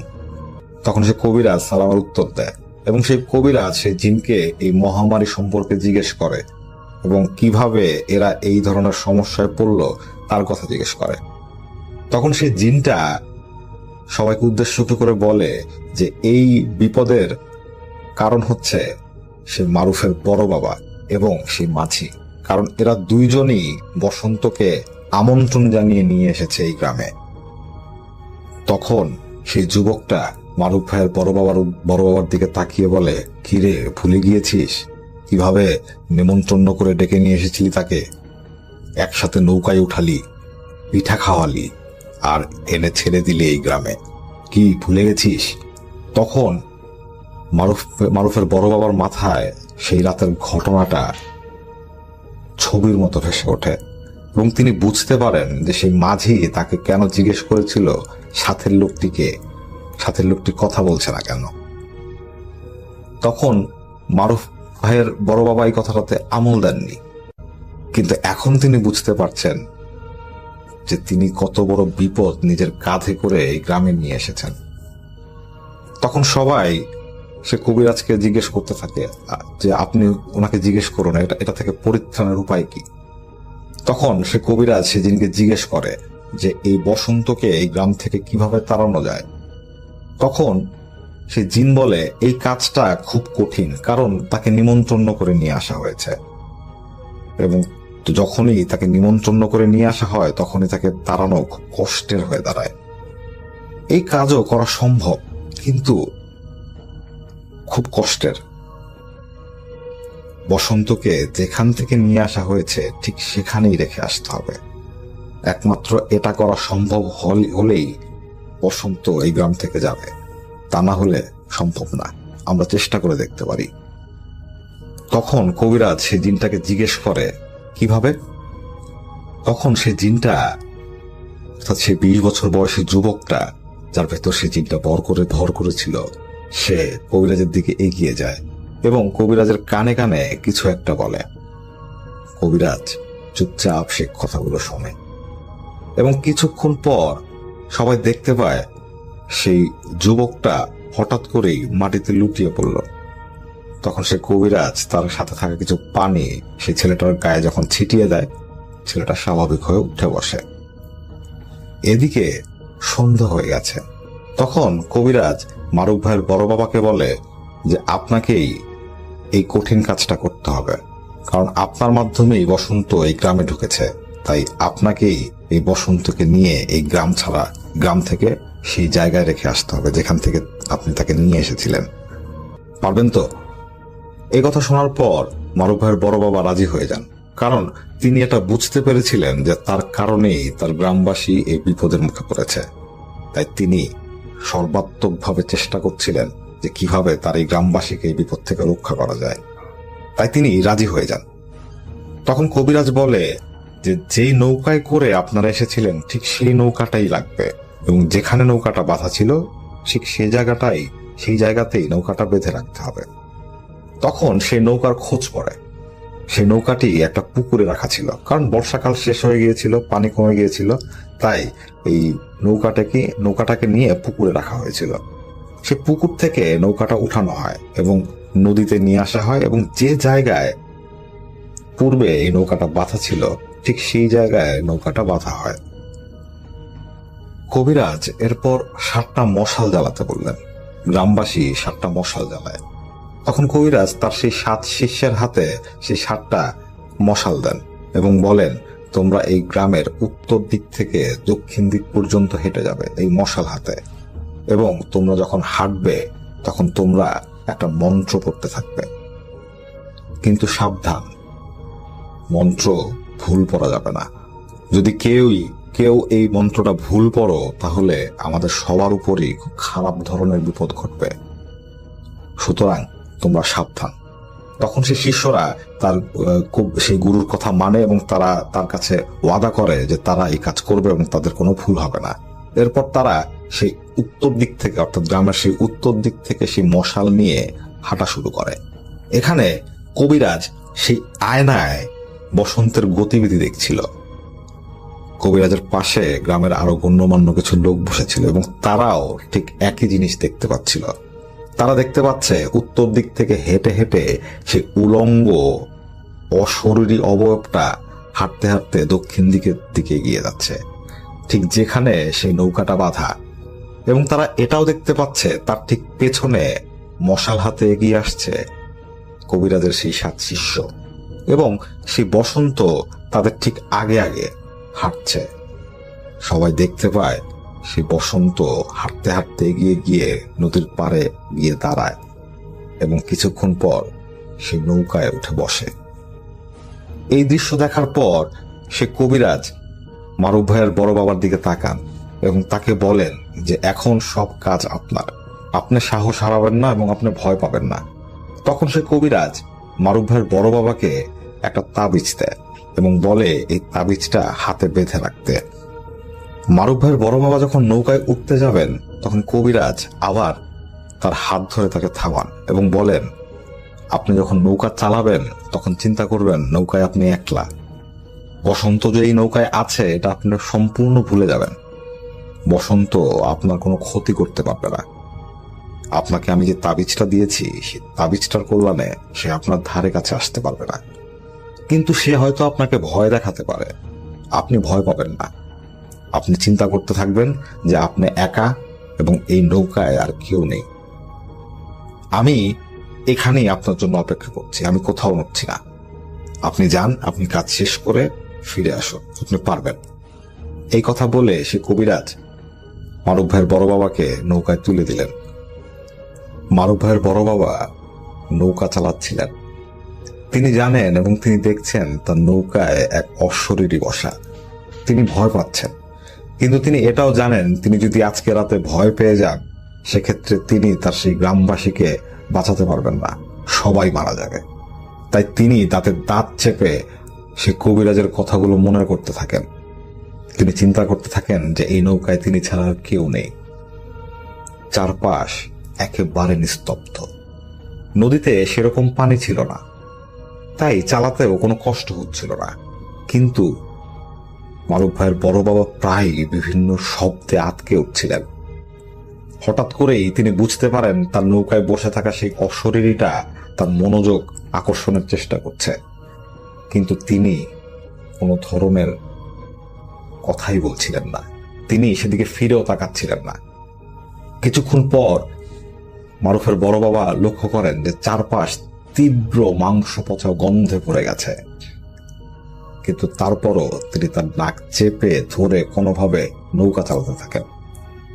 এক পর্যায়ে তিনি যখন তার গন্তব্যস্থলে এসে পৌঁছান তখন তিনি দেখতে পান যে তিনি কোনো ঘাটে এসে পৌঁছাননি। তিনি এমন একটা জায়গায় এসে পৌঁছেছেন সেখানটা হচ্ছে একটা শ্মশান ঘাট। তখন মারুফ ভাইয়ের বড় বাবা সে নৌকা থেকে নামেন এবং সেই কবিরাজের কথা মতো কিছু রিচুয়াল করেন এবং তিনি সেই অবয়বটাকে উদ্দেশ্য করে 3 বার বলতে থাকেন, এবার নামো, এবার নামো, এবার নামো। তখন তিনি দেখতে পান একটা বাতাস হঠাৎ করেই যেন তার দিকে শো শো শব্দ করে ছুটে আসছে। তিনি প্রচন্ড ভয় পান, কিন্তু তিনি এটাও লক্ষ্য করেন সেই বাতাসটা ঠিক তার পাশ কাটিয়ে চলে গেল। মারুফ ভাইয়ের বড় বাবা দেখতে পান তার চারপাশে যেন ঝড় উঠে গেছে। তিনি তার চোখ বন্ধ করে ফেলেন। কিছুক্ষণ পর চারপাশ একেবারে নিস্তব্ধ। তিনি যখন তার চোখ খুলে তাকান তখন তিনি দেখতে পান তার নৌকাটা পানিতে উল্টা করে ডুবানো। তিনি এগিয়ে যান, তিনি সেই নৌকাটাকে ঠিক করেন, পানি সেচেন এবং নৌকাটাকে যখন ঠিকঠাক করে নৌকা চালাবার উদ্দেশ্যে বসেন তখন তিনি শেষবারের মতো চারপাশটা দেখে নেন। এরপর তিনি নৌকা চালিয়ে তার গন্তব্যস্থলের দিকে এগোতে থাকেন। তখন প্রায় ভোর হয়ে গেছে। যখন তিনি তার বাসার কাছাকাছি চলে আসেন তিনি দেখতে পান সেই নদীর পাড়ে সেই কবিরাজের 3 শিষ্য দাঁড়িয়ে আছে, হাতে 3টা মশাল নিয়ে। মারুফ ভাইয়ের বড় বাবা ধীরে ধীরে সেই নদীর পাড়ে এসে তার নৌকাটা ভিড়ান। তখন সে শিষ্যরা তাকে বলে যে আপনার এখন এই নদীতে অর্থাৎ এই নদীর পানি দিয়ে গোসল করে পবিত্র হয়ে আসতে হবে। তখন মারুফ ভাইয়ের বড় বাবা সেই নদীতে নেমে গোসল করেন এবং গোসল করে তিনি তাদের সাথে তার বাড়ির উদ্দেশ্যে রওনা হন। তিনি যখন তার বাড়িতে এসে পৌঁছান তখন তিনি দেখতে পান সেই কবিরাজ তার হাতে দেওয়া সেই সিঁদুরের মাধ্যমে দেওয়া সেই বৃত্তাকার যে গণ্ডি তার মধ্যেই বসে আছেন। তিনি একটু অবাক হয়ে কবিরাজের দিকে তাকান। তখন কবিরাজ মারুফ ভাইয়ের বড় বাবার দিকে তাকিয়ে বলেন যে এখন আমার কাজ শেষ, আপনারা সবাই শুকরিয়া করুন এবং আল্লাহকে ধন্যবাদ দিন। তিনি চেয়েছেন বলেই আসলে আমরা এই বিপদ থেকে রক্ষা পেয়েছি। আপনারা বেশি বেশি আমল করবেন। এরপর তিনি সেই দিনই তার শিষ্যদের নিয়ে চলে যান চট্টগ্রামে। কবিরাজ যখন চলে যায় তখন মারুফ ভাইয়ের বড় বাবা শুনতে পারেন যে তিনি যখন নৌকায় করে যাচ্ছিলেন তখন প্রত্যেকটা মুহূর্ত কবিরাজ এই বৃত্তাকার গণ্ডির ভেতর বসে সেই আয়নায় লক্ষ্য রাখছিলেন এবং আশেপাশের লোকজনও নাকি পুরো বিষয়টা দেখতে পাচ্ছিল। তারা দেখতে পাচ্ছিল যে সেই বসন্ত কিভাবে রেগে বাতাসের মাধ্যমে মারুফের বড় বাবার ক্ষতি করতে চেয়েছিল। সেই বসন্ত নাকি এত রেগে গিয়েছিল যে সে শেষ মুহূর্তে যাওয়ার আগে সে নৌকাটা ডুবিয়ে দিয়ে যায়। কিন্তু সে বসন্ত মারুফের বড় বাবাকে কোনো কিছুই করতে পারেনি, একমাত্র সেই কবিরাজের তাবিজের কারণে। এটা সেই আশেপাশে থাকা লোকজন নিজেদের চোখে দেখেছে।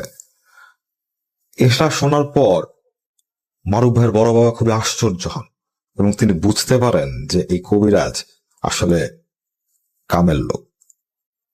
তখন তিনি পুরো গ্রামবাসীকে বলেন যে আমরা যেহেতু এই বিপদ থেকে রক্ষা পেয়েছি, তাই অবশ্যই আমরা আল্লাহর শুকরগুজার করব এবং সব নিয়ম কানুন মেনে চলার চেষ্টা করব। কারণ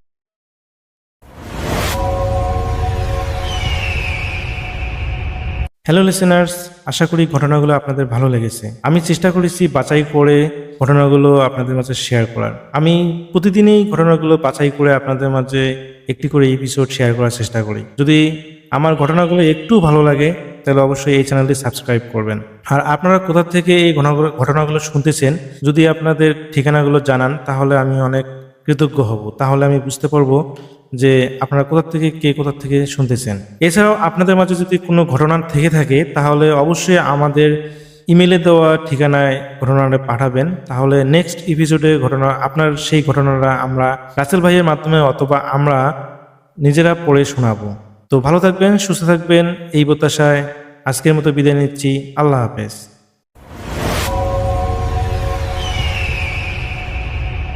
সো মাচ আপনার ঘটনার জন্য আপনাকে ধন্যবাদ।